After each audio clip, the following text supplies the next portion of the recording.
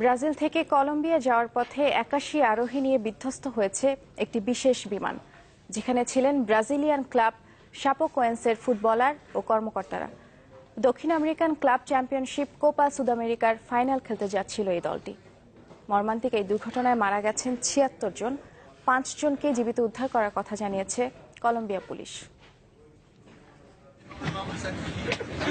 দক্ষিণ American club শ্রেষ্ঠত্বের লড়াইয়ে কিছুক্ষণ পরেই পাড়ি দিতে হবে কলম্বিয়া। তার আগে প্লেনে বসে ভিডিও বার্তায় সমর্থকদের বিদায় জানাচ্ছিলেন ক্লেবার সান্তানা, মার্কোস দানিলোরা।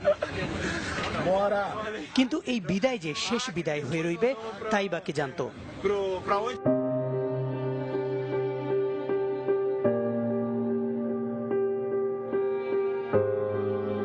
আর কলম্বিয়ায় পা রাখা হয়নি ব্রাজিলিয়ান ক্লাব শাপোকোয়েন্সের এই ফুটবলারদের। একটি দুর্ঘটনায় শেষ করে দিল সবকিছু।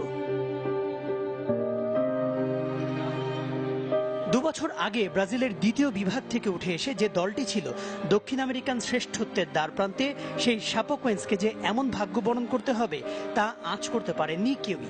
কোপা সুদামেরিকার ফাইনালে কলম্বিয়ান ক্লাব অ্যাটলেটিকো ন্যাসিওনালের বিপক্ষে প্রথম লেগ খেলতে সাও পাওলো বিমানবন্দর ছাড়ার আগে এমন হাস্যোজ্জ্বলই দেখা গিয়েছিল সবাইকে। কিন্তু গন্তব্যে পৌঁছানোর আগেই মাটিতে আছড়ে পড়ে তাদের বহনকারী চার্টার্ড বিমানটি।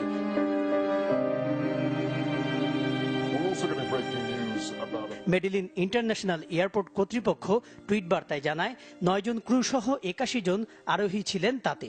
সাও পাওলো থেকে কলম্বিয়া যাওয়ার মাঝপথে বলিভিয়ায় যাত্রা বিরতি দিয়েছিল ব্রিটিশ অ্যারোস্পেসের ১৪৬ আসনের এয়ারক্রাফটটি।